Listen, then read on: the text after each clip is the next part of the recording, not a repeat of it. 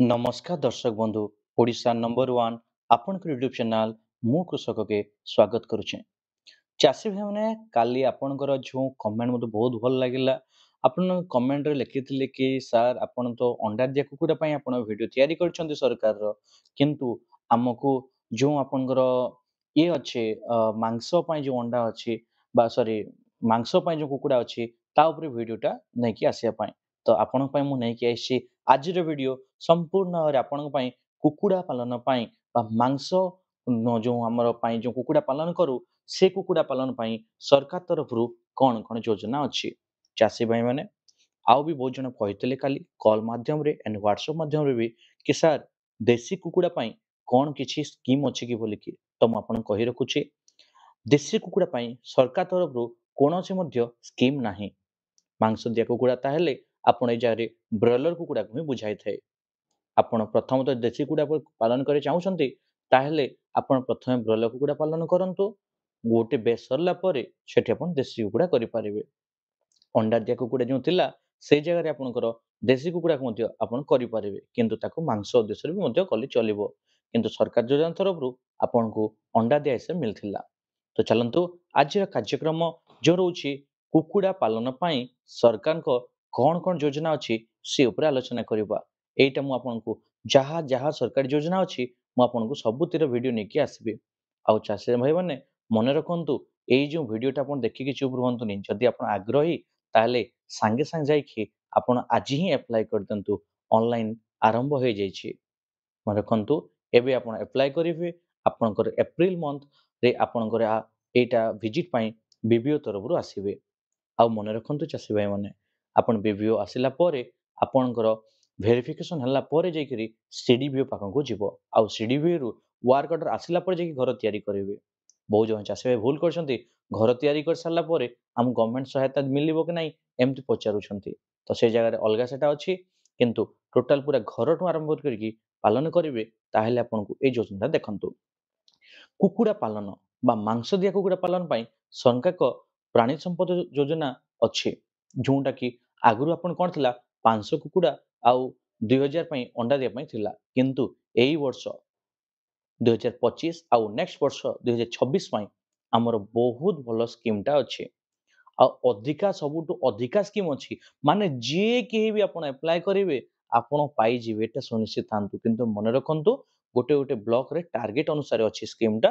ଗୋଟେ ଗୋଟେ ବ୍ଲକରେ କୋଉଠି ଜଣେକୁ ଦିଆଯାଉଛି, କାହାକୁ 100, କୋଉ ବ୍ଲକରେ 14, କୋଉ ବ୍ଲକରେ 200, ଏମିତି ବି ସ୍କିମ୍ର ଆପଣଙ୍କ ଟାର୍ଗେଟ ରହୁଛି ଆପଣଙ୍କ ବିଭିଓ ସାର୍ଙ୍କ ପାଖରେ। ତ ଆପଣ ଯଦି ଏଇଟା ଯୋଉଟା ବି ଆପଣ ଆପ୍ଲାଏ କରିବାକୁ ଚାହୁଁଛନ୍ତି ଥରେ ଆପଣଙ୍କର ବ୍ଲକ ଭେଟନାରୀ ଅଫିସର ବା ବିଭିଓ ସାର୍ ସହିତ କଥା ହେଇଯାଆନ୍ତୁ କି ସାର୍ ମୁଁ କୋଉ ସ୍କିମ୍ରେ ଆପ୍ଲାଏ କଲେ ଆପଣ ମୋତେ ଦେବେ ବୋଲିକି।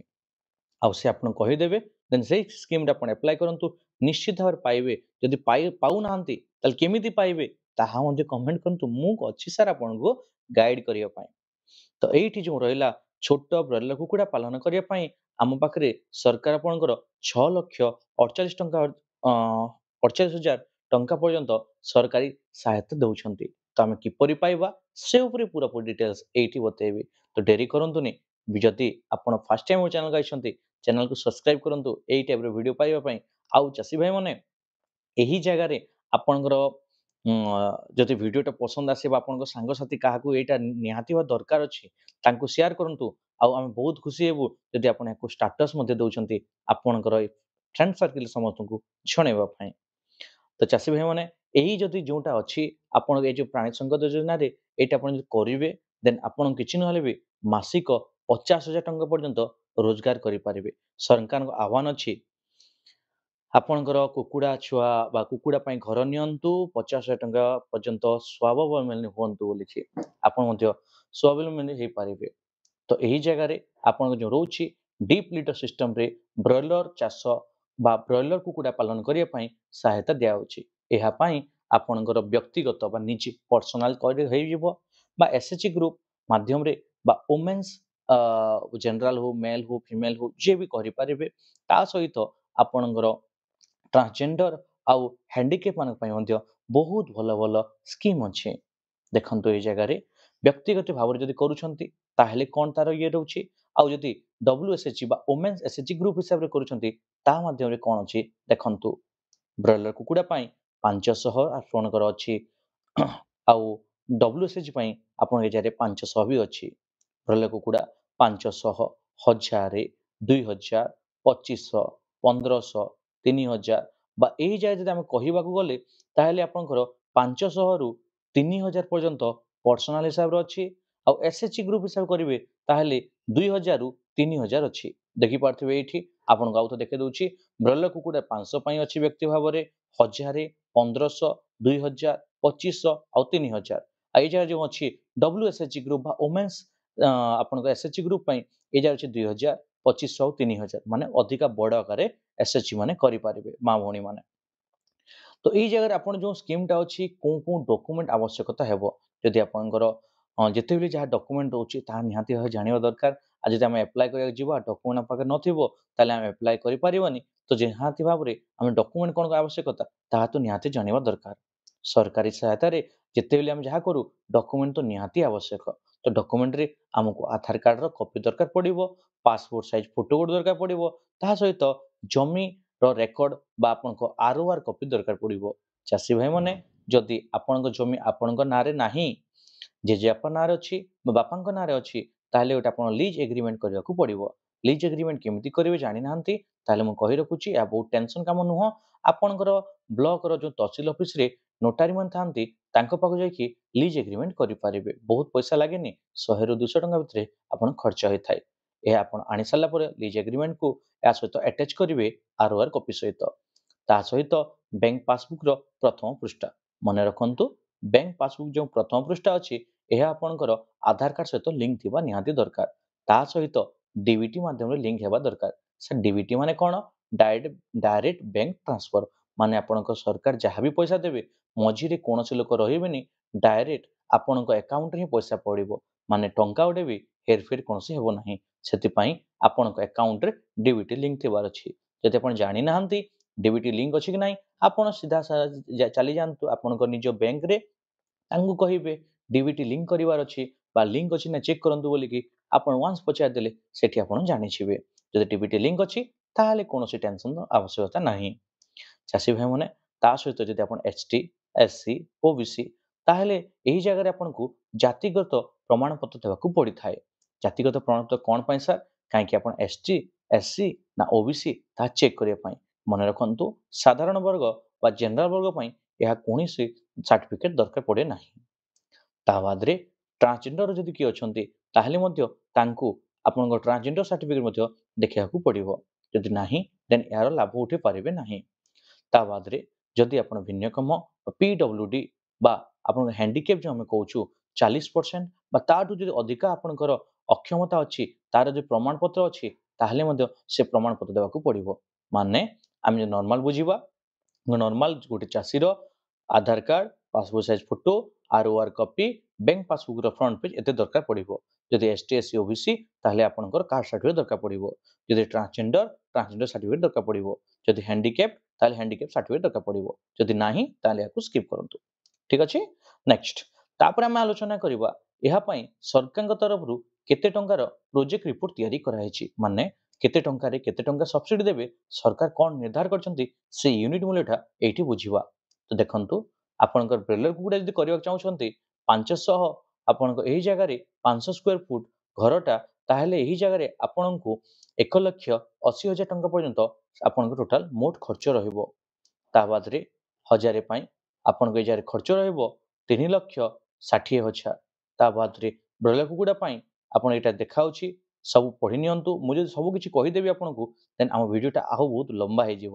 ଦେଖିପାରୁଥିବେ ଆପଣ 500, 1000, 1500, 2000, 2500 ଆଉ 3000 ବିଷୟରେ ପୁରାପୁରି ଲେଖା ହେଇଛି। ଚାଷୀ ଭାଇମାନେ ଏଇ ଜାଗାରେ ସରକାରଙ୍କ ତରଫରୁ ସବସିଡି କେତେ କ'ଣ ମିଳିଛି ସେ ଉପରେ ମୁଁ ଆପଣଙ୍କୁ କହି ରଖୁଛି। କାହିଁକି ଏଇଟା ଆମେ ଯେଉଁ ଡିସ୍କସନ୍ କଲୁ ଏଇଟା ସରକାର ତାଙ୍କର ଟୋଟାଲ ପ୍ରୋଜେକ୍ଟ ରିପୋର୍ଟ ଦେଇଛନ୍ତି। ଏହି ପ୍ରୋଜେକ୍ଟ ରିପୋର୍ଟରୁ ହିଁ ଆପଣଙ୍କ ଯାହା ବି ସବସିଡି ଆପଣଙ୍କର 40, 60 ବା 40, 50 ଯାହା ବି ସବସିଡି ଆମାଉଣ୍ଟ ଅଛି ଆପଣ ପାଇଯିବେ। ଦେଖନ୍ତୁ ଏହି ଜାଗାରେ ଗୋଟେ ଚାର୍ଟ ଦେଇଛି ଆପଣଙ୍କୁ ଫାର୍ମର ଦକ୍ଷତା ହିସାବରେ, ଯେଉଁଟାକି ଆପଣଙ୍କର ବ୍ରଏଲର କୁକୁଡ଼ା 500 ପାଇଁ ଏତେ ଅଛି। ଆଉ ଏଇ ଜାଗାରେ ST, SC, OBC ଜେନେରାଲ ସମସ୍ତଙ୍କୁ ଏଇ ପାଖରେ କେମିତି କ'ଣ ମିଳିବ ତାର ଲେଖା ଅଛି। ଆପଣଙ୍କର ସବୁଠୁ ଅଧିକା ରହୁଛି 3000 ପାଇଁ, ଯେଉଁଟା 10 ଲକ୍ଷ ପ୍ରୋଜେକ୍ଟ ରହୁଛି। ମନେ ରଖନ୍ତୁ 10 ଲକ୍ଷ ପ୍ଲସ୍ ଯେତେବେଳେ ଆପଣଙ୍କର ଖର୍ଚ୍ଚ ହୋଇଯାଇଥାଏ, ଯଦି ଆପଣ ସେଲ୍ଫ ଫାଇନାନ୍ସ ଯଦି କରୁଛନ୍ତି ବହୁତ ଭଲ। ଯଦି ଆପଣ ବ୍ୟାଙ୍କ ଲୋନ୍ ମାଧ୍ୟମରେ କରିବାକୁ ଚାହୁଁଛନ୍ତି ତାହେଲେ ବ୍ୟାଙ୍କ ଲୋନ୍ର ଆପଣଙ୍କ ଯେଉଁ ଦସ୍ତାବିଜ ବା ଡକୁମେଣ୍ଟଟା ଆପଣ ତାକୁ ବି ଦେଖିବାକୁ ପଡ଼ିବ। ବୁଝିହେଲା? ଆଉ ଯଦି ବ୍ୟାଙ୍କ ଲୋନ୍ ନେଉଛନ୍ତି ତାହେଲେ ମନେ ରଖନ୍ତୁ ବ୍ୟାଙ୍କ ସମସ୍ତଙ୍କୁ ଲୋନ୍ ଦିଏନି ସାର୍। ବୁଝିହେଲା? ବ୍ୟାଙ୍କ ଆଉ ସରକାର ସ୍କିମ୍ ଭିତରେ କୌଣସି ଲିଙ୍କ ନଥାଏ। ବ୍ୟାଙ୍କ ଆପଣଙ୍କର ପର୍ସନାଲ କ'ଣ ଅଛି, ଆପଣ ଯୋଗ୍ୟ ଅଛନ୍ତି କି ନାହିଁ ତାକୁ ଦେଖିକି ବ୍ୟାଙ୍କଟା ଲୋନ୍ ଦେଇଥାଏ। ତ ବହୁତ ଜଣ ଚାଷୀ ଭାଇ ଜାଣିପାରନ୍ତିନି ଆଉ ସରକାରୀ ସ୍କିମ୍ରେ ବ୍ୟାଙ୍କ ଲୋନ୍ ଦେଉନି ଏମିତି କହନ୍ତି। ସେଟା ଭୁଲ।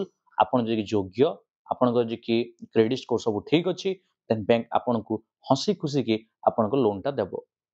ମନେ ରଖିଲେ ସବୁବେଳେ ଚେଷ୍ଟା କରିବେ ସେଲ୍ଫ ଫାଇନାନ୍ସ ବା ନିଜେ ଆପଣ ପଇସା ଖର୍ଚ୍ଚ କରିପାରୁଛନ୍ତି ତାହେଲେ ଭଲ। ବ୍ୟାଙ୍କ ମାଧ୍ୟମରେ ଯଦି ପଡ଼ିବେ ଆପଣ ଯୋଗ୍ୟ ଅଛନ୍ତି ତାହେଲେ ବ୍ୟାଙ୍କ ଲୋନ୍ ଦେବ, ଅନ୍ୟଥା ଆପଣଙ୍କୁ ବ୍ୟାଙ୍କଟା ଲୋନ୍ ଦେବ ନାହିଁ। ଆଉ 10 ଲକ୍ଷ ପ୍ଲସ୍ ହେଇଗଲେ ବ୍ୟାଙ୍କ ଲୋନ୍ଟା କରିବାକୁ ପଡ଼ିଥାଏ। ବୁଝିହେଲା? ନେକ୍ସଟ ତାପରେ ଚାଷୀ ଭାଇମାନେ ଏଇଠି ଆପଣ ରହୁଛି ଯୋଜନାର ଉପାଦାନ ଗୁଡ଼ିକ କ'ଣ କ'ଣ କ'ଣ ଅଛି, କେତେ କ'ଣ କରିବା ଦେଖନ୍ତୁ। ଟୋଟାଲ ସରକାର ତରଫରୁ ତାଙ୍କ ଯେଉଁ ପ୍ରୋଜେକ୍ଟ ରିପୋର୍ଟ ତିଆରି କରିଛନ୍ତି 500 କୁକୁଡ଼ାର ଏଇଟା ରହିଲା। 500 କୁକୁଡ଼ା ପାଇଁ ଆପଣଙ୍କୁ ସରକାର ତରଫରୁ ଏହି ଜାଗାରେ କୁକୁଡ଼ା ଘର ମୂଲ୍ୟଟା ଆପଣ ଯେଉଁ ଅଛି 500 ସ୍କୋୟାର ଫୁଟ କରିବେ ତାକୁ ପର ସ୍କୋୟାର ଫୁଟ ହିସାବରେ ଆପଣଙ୍କୁ 200 ଟଙ୍କା ଦିଆଯିବ ବା କୁକୁଡ଼ା ଘର ବାବଦରେ ଆପଣଙ୍କୁ 1 ଲକ୍ଷ ଟଙ୍କା ଆପଣ ଖର୍ଚ୍ଚ ରହିବ। ଦିନିକିଆ ଯେଉଁ ଛୁଆ କିଣିବେ ମାର୍କେଟ ପ୍ରାଇସ୍ ସବୁବେଳେ ଅପ୍ ଆଣ୍ଡ ଡାଉନ୍ ଥାଏ, କିନ୍ତୁ ସରକାରୀ ପାଖରେ 38 ରୁପିଜ୍ ଦେଇଛନ୍ତି। ଆଉ ଟୋଟାଲ 500 କୁକୁଡ଼ା ଆଣିବେ ତାହେଲେ ଏଇ ଜାଗାରେ ଆପଣଙ୍କର 19,000 ଟଙ୍କା ଖର୍ଚ୍ଚ ହେବ। କ୍ଲିୟର?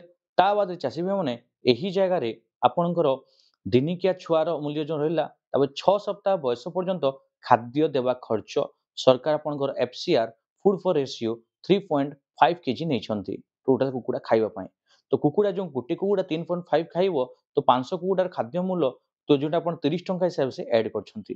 କିନ୍ତୁ କ'ଣ କହିବ ଚାଷୀ ଭାଇମାନେ 30 ଟଙ୍କାରେ ଆଜିକାଲି କୌଣସି ବି ଜାଗାରେ ଦାନା ମିଳୁନି। ଆପଣଙ୍କ 40 ଟଙ୍କାରୁ 55 ଟଙ୍କା ଭିତରେ ଦାନାର ପ୍ରାଇସ୍ ରହୁଛି। ଓକେ, ଧରିଦେବା ଏଇ ଜାଗାରେ ସରକାର ତରଫରୁ 30 ଟଙ୍କା ଦିଆଯାଉଛି, ଯେଉଁଟାକି ଆପଣଙ୍କର 500 କୁକୁଡ଼ା ପାଇଁ ଯେଉଁଟା ଆପଣଙ୍କର ଇଏ କରିବେ ଆପଣ ଖର୍ଚ୍ଚ ହେବ ଏଇ ଜାଗାରେ ଟୋଟାଲ ଆପଣଙ୍କର 52,500 ଟଙ୍କା। ଉପକରଣ ଡ୍ରିଙ୍କର, ଫିଡର, ଆପଣଙ୍କ ଯେଉଁ ଲାଗିବ ଇଲେକ୍ଟ୍ରିକ୍ ବ୍ରୁଡର, ଇଲେକ୍ଟ୍ରିକ୍ ଲାଇଟ୍, ଏହିସବୁ ପାଇଁ ଆପଣଙ୍କର ଏ ଉପରେ ସରକାର ପର କୁକୁଡ଼ାକୁ ଆପଣଙ୍କର 8 ଟଙ୍କା ଦେଇଛନ୍ତି ବା ଏଇ ଜାଗାରେ ଆମେ 4,000 ଟଙ୍କା ଟୋଟାଲ ଖର୍ଚ୍ଚ ହେଉଛି। ସରକାର ଦେଉନାହାନ୍ତି, ସରକାର ପ୍ରୋଜେକ୍ଟ ରିପୋର୍ଟ ତିଆରି କରିଛନ୍ତି। କ୍ଲିୟର? ଔଷଧ ଟୀକାକରଣ ମୂଲ୍ୟ ପାଇଁ ବା ମେଡିସିନ ଭ୍ୟାକ୍ସିନେସନ ପାଇଁ ଆପଣ ଏଇ ଜାଗାରେ ପର କୁକୁଡ଼ାକୁ 8 ଟଙ୍କା ହିସାବରେ ହିସାବ କରାଯାଇଛି। ବଟ୍ ଏଇଟା ବହୁତ ଠିକ୍ ଦେଇଛନ୍ତି, କାହିଁକି ଏହା ଉପରେ ଆମର 6 ଟଙ୍କା ଖର୍ଚ୍ଚ ହୋଇଥାଏ, 2 ଟଙ୍କା ଅଧିକ ଆମକୁ ଏଠି କଷ୍ଟ କରାଯାଇଛି। ଲିଟର ସାମଗ୍ରୀ ପାଇଁ ଯେଉଁ ଆମର ଖର୍ଚ୍ଚ ରହୁଛି 500 ଟଙ୍କା, ସବୁ ଠିକ୍ ଅଛି। ତ ଏସବୁ ଟୋଟାଲ ଆମେ ଯଦି ଖର୍ଚ୍ଚ କରୁଛେ ବା ଟୋଟାଲ ଆମର ଇଏ ଇନଭେଷ୍ଟମେଣ୍ଟ କରିବା ତାହେଲେ ଆମର ଇଏ ହେଉଛି ଏଇ ଜାଗାରେ 1,80,000। ଆଉ ଏଇ ଯେଉଁ 1,80,000ରୁ ଚାଷୀ ଭାଇମାନେ ଆମକୁ ଏଇ ଜାଗାରେ ମିଳିବ ଟୋଟାଲ ଯଦି ଆପଣ ST SC OBC ଟ୍ରାନ୍ସଜେଣ୍ଡର ବା ଆପଣଙ୍କର ଭିନ୍ନକ୍ଷମ ହୋଇଥାନ୍ତି ତାହେଲେ ଏ ଜାଗାରେ 1,08,000 ଟଙ୍କା ପାଇବେ। ଆଉ ଯଦି ଆପଣଙ୍କ ସାଧାରଣ ବର୍ଗ ଜଣଙ୍କ ପାଇଁ ସାର୍ ସାଧାରଣ ଓନ୍ଲି ପୁରୁଷ ପାଇଁ, ମହିଳା ପାଇଁ 60% ରହୁଛି, ପୁରୁଷ ପାଇଁ ହିଁ ଓନ୍ଲି ଆପଣଙ୍କର 90,000 ଟଙ୍କା ଆପଣଙ୍କର ସବସିଡି ଆମାଉଣ୍ଟଟା ରହିବ। କ୍ଲିୟର? ତାପରେ ଚାଷୀ ମାନେ ଏଇଠି ଆପଣଙ୍କର ଯେଉଁ ରହିଲା ତାପରେ ବିନା କୁକୁଡ଼ା ଘରରେ ସବସିଡି। ଆପଣଙ୍କର କୁକୁଡ଼ା ଘର ଯେଉଁ ମୁଁ କହୁଥିଲି ନା ଆପଣ ଟିକେ ଆଗରୁ କି ମୋର କୁକୁଡ଼ା ଘର ହେଇଯାଇଛି, ମୁଁ କ'ଣ ସରକାର ତରଫରୁ ସବସିଡି ପାଇବି? ଏହି ଯୋଜନାଟା ଆଗରୁ ନଥିଲା ସାର୍, ଏବେ ଏହାକୁ ଇମ୍ପ୍ଲିମେଣ୍ଟ କରାଯାଇଛି। ଯଦି ଆପଣ କରିବାକୁ ଚାହୁଁଛନ୍ତି ତାହେଲେ ଏହା ପାଇଁ ବି ସବସିଡି ଅଛି। ମାନେ ଗୋଟେ ମୂର୍ଖିଆ ହିସାବ ଦେଖିବା ଦେନ୍ ଏଇ ଯେଉଁ ଆପଣଙ୍କର ରହୁଛି 1 ଲକ୍ଷ ଟଙ୍କା ଏ ଘର ପଇସାକୁ କାଟି ଦିଆ ହେଇକି ସବୁତକ ସମାନ ହିଁ ରହିଛି। ଦେଖନ୍ତୁ ଏଇ ଜାଗାରେ ମୁଁ ଗୋଟେ ଚାର୍ଟଟା ଦେଇଛି। ଆପଣଙ୍କର 500 କୁକୁଡ଼ା ପାଇଁ 80,000 ଟଙ୍କା, ଆଉ ଏଠି ସବସିଡି ଯେଉଁ ରହୁଛି ସବସିଡି 48,000 ଟଙ୍କା ST SC OBC ଟ୍ରାନ୍ସଜେଣ୍ଡର ଆଉ ଆପଣ ଭିନ୍ନକ୍ଷମଙ୍କ ପାଇଁ ଓ ଜେନେରାଲ ମହିଳାଙ୍କ ପାଇଁ।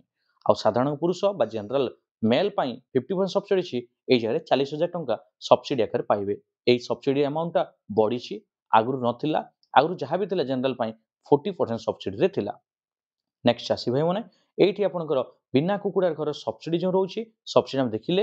ଏବେ ଆମେ ଦେଖିବା ଛୋଟ ବ୍ରଏଲର ଫାର୍ମରୁ ବିଭିନ୍ନ ଖର୍ଚ୍ଚ ଓ ଆୟ କେତେ କ'ଣ ଖର୍ଚ୍ଚ ରହିବ ଆଉ କେତେ କ'ଣ ଲାଭ ପାଇପାରିବା ଆମେ 50ଟା ଆପଣଙ୍କର 500ଟା କୁକୁଡ଼ାର ଆଲୋଚନା କରିବା ଏଇଠି।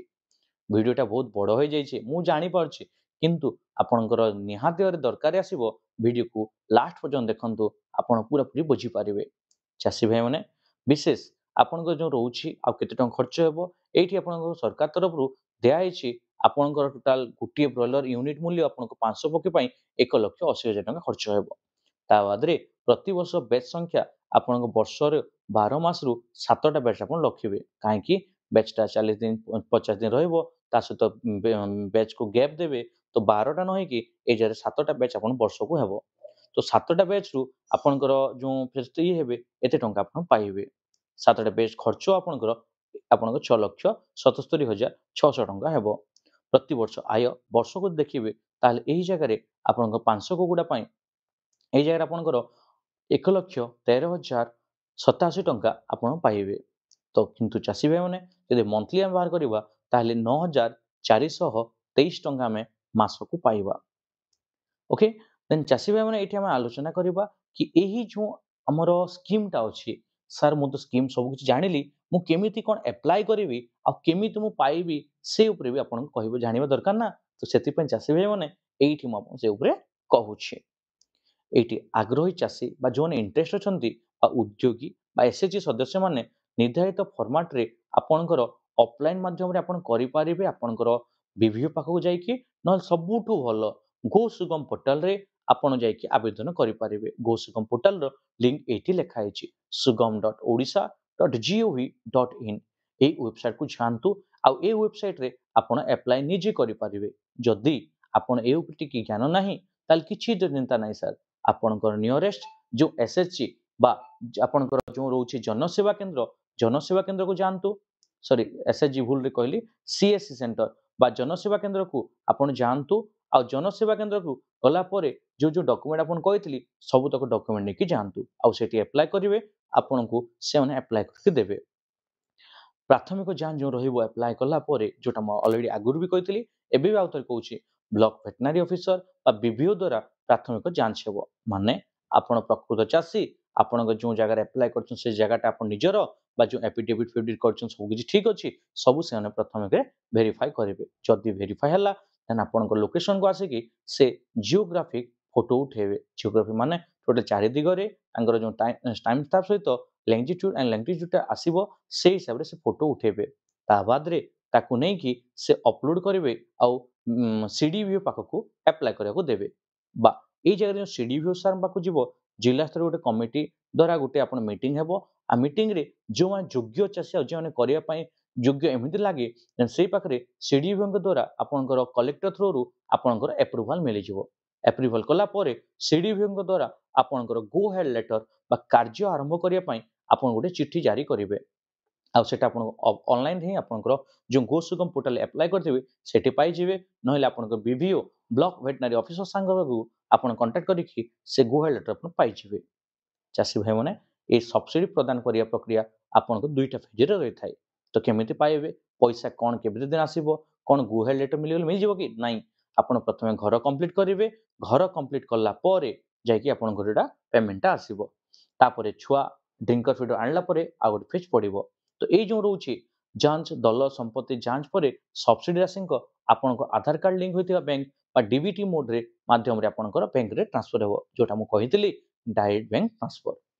ଏହି ଜାଗାରେ ଚାଷୀ ଭାଇମାନେ ଆପଣ ଯଦି ସେଡ୍ ପାଇଁ ବିକଳ୍ପ ଦିଆଯାଇଛି, ତେବେ ଏହି ଅଧିଗ୍ରହଣ ପତ୍ରଟା ଜାରି ହେବା ପରେ 6 ମାସ ମଧ୍ୟରେ ସ୍ଥାନୀୟ AVAS, VAS ଆଣ୍ଡ BVOଙ୍କ ତତ୍ତ୍ୱାବଧାନରେ ମାର୍ଗଦର୍ଶନ ନିର୍ଦ୍ଦିଷ୍ଟ କରି ଅନୁସାରେ କୁକୁଡ଼ା ଘର ତିଆରି କରିବେ। ମନେ ରଖନ୍ତୁ, କୁକୁଡ଼ା ଘର ତିଆରି କଲା ବେଳେ ଆପଣଙ୍କର BVO ବ୍ଲକ ଭେଟେନାରୀ ଅଫିସର ବା VSଙ୍କ ହେଲ୍ପରେ ଆପଣ କ'ଣ କରିବେ, ତାଙ୍କୁ ଯାଇକି ଆପଣ ଆପ୍ଲାଏ କେମିତି ଘର କରିବେ, କ'ଣ କରିବେ ସବୁକିଛି ପଚାରିବେ। କାହିଁକି ପୂର୍ବରୁ ପଶ୍ଚିମ ଦିଗ ରହିବାର ଅଛି, ଉତ୍ତର ଦକ୍ଷିଣ ରହିଲେ ସେଟା ସବସିଡି କାଉଣ୍ଟ ହୁଏନି, ଏମିତି ତାଙ୍କର ଆପଣ ପ୍ରୋବ୍ଲେମଟା କ୍ରିଏଟ୍ ଯେମିତି ନ ହଉ ସେଥିପାଇଁ ତାଙ୍କୁ ପୁରା ପଚାରିବେ। ପ୍ରଥମ ବ୍ୟାଚ୍ ବ୍ରଏଲର ଅନ୍ତର୍ଭୁକ୍ତ ହେବା ପରେ ସବସିଡି ଜାରି କରାଯିବ। ପ୍ରଥମେ ଘର କମ୍ପ୍ଲିଟ୍ ହେଲା ପରେ ଫଟୋ ଉଠେଇବେ, ତାପରେ ସବସିଡି ଆମାଉଣ୍ଟ ପଡ଼ିବ। ସେକେଣ୍ଡ ତାପରେ ଘର ଆପଣଙ୍କର କମ୍ପ୍ଲିଟ୍ ହେଲା ପରେ ଛୁଆ ଯେତେ ଆଣିବେ ସେକେଣ୍ଡ ସବସିଡି ପଡ଼ିବ ଆପଣଙ୍କର। ସେଡ୍ ପାଇଁ ବିକଳ୍ପ ନାହିଁ, ତେବେ ଅଗ୍ରଗତି ପତ୍ର ଜାରି ହେବା ପରେ 1 ମାସ ମଧ୍ୟରେ ସ୍ଥାନୀୟ ଯେଉଁ ଆପଣ କହିଥିଲି ସେମ୍ ଯଦି ଘର ଆପଣ ଆପ୍ଲାଏ କରୁନାହାନ୍ତି ତାହେଲେ 1 ମାସ ଭିତରେ ଆପଣଙ୍କ ଯେଉଁ କୁକୁଡ଼ାକୁ ଯାହା ବି ଆପଣ ଆଣିକି ବ୍ୟାଚ୍ କିଣିବେ ପକେଇଲା ବେଳେ ଆପଣଙ୍କର ଆକାଉଣ୍ଟରେ ପଇସାଟା ପଡ଼ିଯିବ। ପ୍ରଥମ ବ୍ୟାଚ୍ ବ୍ରଏଲର କିଣି ସାରିଲା ପରେ ସବସିଡି ଆପଣଙ୍କର ବ୍ୟାଙ୍କ ଆକାଉଣ୍ଟରେ ଡାଇରେକ୍ଟ ଜମା ହେବ। କୌଣସି ଆପଣଙ୍କ ଲୋକ ମଝିରେ କୌଣସି ଲୋକ ଆପଣଙ୍କୁ ଆଫେକ୍ଟ କରିବେ ନାହିଁ। ଚାଷୀ ଭାଇମାନେ ଆଜିର ଏ କାର୍ଯ୍ୟକ୍ରମଟା ଆପଣଙ୍କୁ ବହୁତ ଇନଫର୍ମେସିଂ ଆଉ ମୁଁ ମୋ ତରଫରୁ 100% ପୁରା ଦେଇକି ବୁଝେଇଛି। ଯଦି ଆପଣମାନଙ୍କୁ ପସନ୍ଦ ହେଇଥାଏ ତାହେଲେ ଚାଷୀ ଭାଇମାନେ ଆମ ଏହି ଚ୍ୟାନେଲକୁ ସବସ୍କ୍ରାଇବ କରନ୍ତୁ ଆଉ ପାଖରେ ବେଲ୍ ଆଇକନକୁ ପ୍ରେସ୍ କରିଦିଅନ୍ତୁ। ଆଉ ଏ ଯେଉଁ ଭିଡ଼ିଓଟା ଉପଯୋଗୀ ଲାଗିଥାଏ ତାହେଲେ ଲାଇକ୍ ସେୟାର ଆଉ କିଛି ଡାଉଟ୍ ଥିଲେ କମେଣ୍ଟ ମାଧ୍ୟମରେ ଜଣାନ୍ତୁ। ଅନ୍ୟଥା ଆମ ଯେଉଁ ନମ୍ବର ଅଛି ସକାଳ 10ଟାରୁ ସନ୍ଧ୍ୟା 4ଟା ଭିତରେ ଆପଣ ଯୋଗାଯୋଗ କରିପାରିବେ। ଆମ ନମ୍ବର ହେଲା 6370679112। ଆଉ ନୂଆ ଭିଡ଼ିଓ ପାଇଁ ମୁଁ କୃଷି ଚ୍ୟାନେଲକୁ ଆଉ ଥରେ କହୁଛି ସବସ୍କ୍ରାଇବ କରିଦିଅନ୍ତୁ। ଏବେ ସମୟ ହେଇଯାଇଛି ଆପଣଙ୍କ ପାଖରୁ ବିଦାୟ ନେଉଛି। ଆଉ ଗୋଟେ ନୂଆ ସୁନ୍ଦର ଭିଡ଼ିଓ ଦେଖା କରିବା। ଧନ୍ୟବାଦ।